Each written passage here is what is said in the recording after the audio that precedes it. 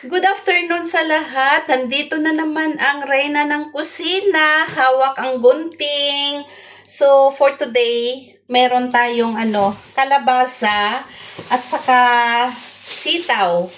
So, ito yung lulutuin natin ngayon. Tapos, sahugan natin siya ng ng hipon. Ayan. So, may hipon tayo. Meron na rin akong gata doon sa ref. Lulutuin natin to. Itong hipon kasi, mura lang siya ngayon. Di ko alam ba't nagmura. 17.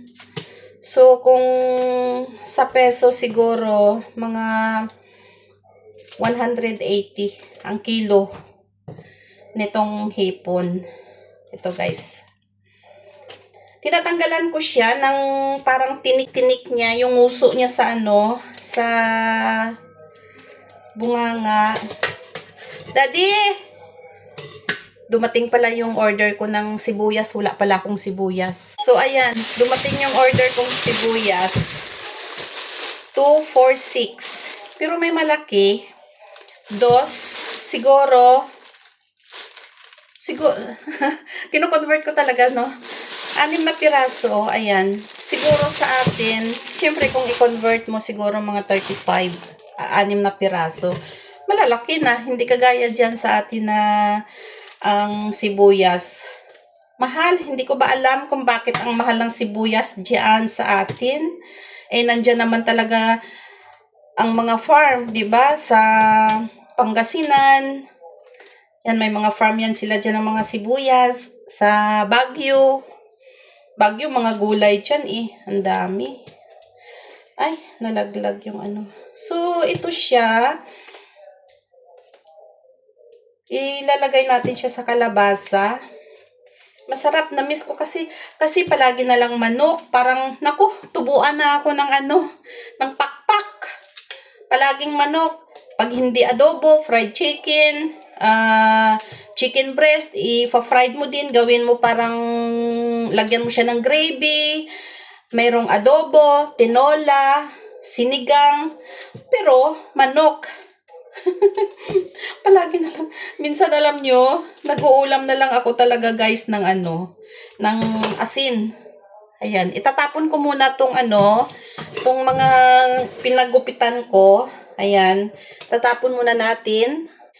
Hugasan ko siya sa asin kasi para matanggal yung lansa. Ganyan lang natin. Alam mo naman minsan meron silang nilalagay dito para tumagal ang buhay ng mga hipon. Kagaya niyan, minsan galing ito ng mga Oman, China, minsan Indonesia. So, kailangan mag-ingat tayo, lalo sa panahon ngayon. Ayan siya, nahugasan ko na ng asin. Ayan.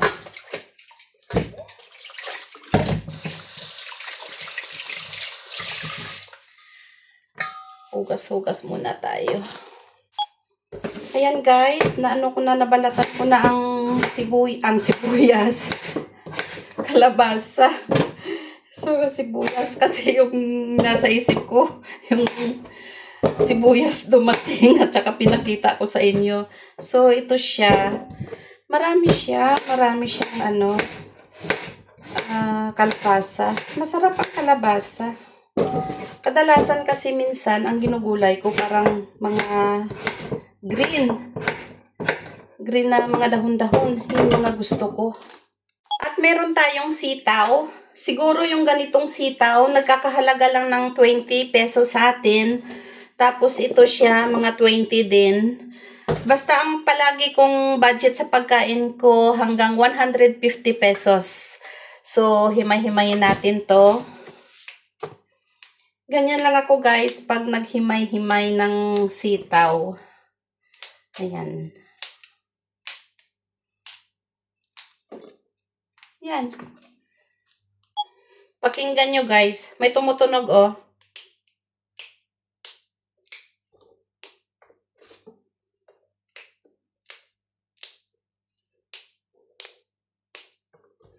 Tumutunog siya, no? So, meron tayong bawang. sibuyas. Hindi ko alam guys kung gagamit ako ng kamatis sa ginataang kalabasa na may sitaw at hipon. Hindi ko alam kung naglalagay, nakalimutan ko, pero patsyam na lang tong lulutuin ko ngayon.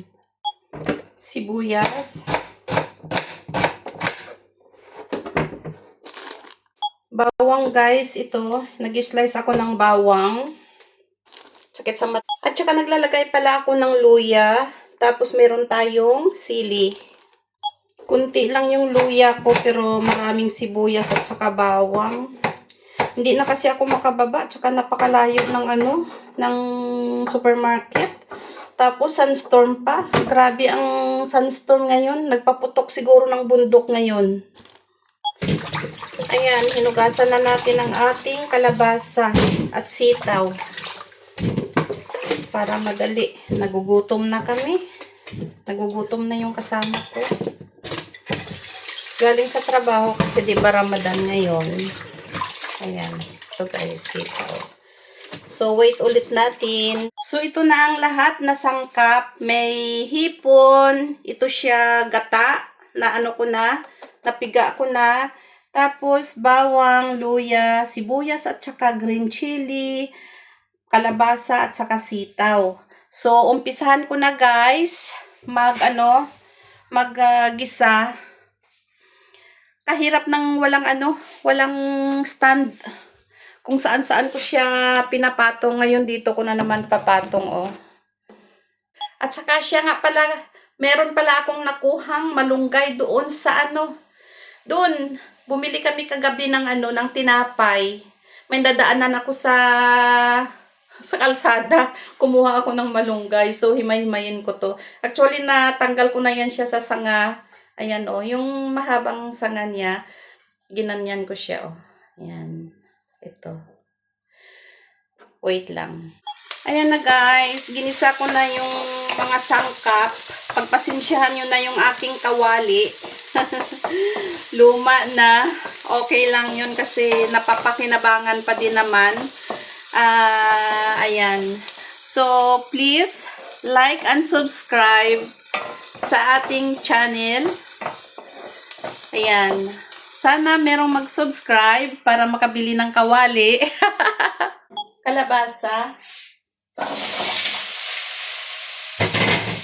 Sunod natin ang sitaw. Haluin ko lang. At yan na guys, yung kalabasa at saka sitaw, sunod natin yung yung hipon. So, ayan na siya. Nalagay ko na yung hipon.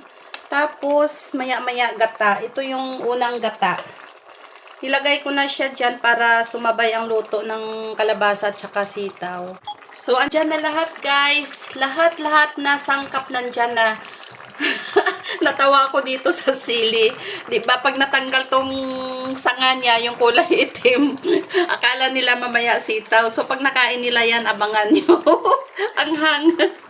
Ayan. So habang naghihintay tayo ng maluto yung gulay natin, tingnan nyo guys, oh. Di ba parang madilim? Puti. Hindi mo makita yung dagat. Ayan. Ayan yung bundok. Ayan. So, pag ganyan siya guys, sunstorm, mangangati ako niyan. Tingnan nyo, oh. Araw-araw ako dito nagwawalis, pero tingnan nyo yung buhangin. Diba? Abot pa dito yung buhangin, pero araw-araw na ako niya nagwawalis dito. Nililinisan ko yan kasi may mga pusa kami. Tingnan nyo, 7th floor na tong sa amin, pero grabe, pag ang sunstorm, pag nagpaputok sila ng bundok, grabe ang alikabok. Ayan. Kita nyo yung dalawang building na yan. Unang-unang building yan sila. Puro yan dito, bundok dati. Ayan siya guys.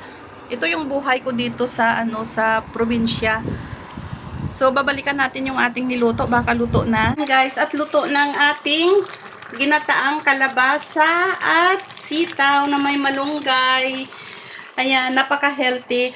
Hanggang dito na lang ang aking video, guys. So, please share, like and subscribe sa aking channel. Sana makatulong. Maraming salamat. Bye-bye.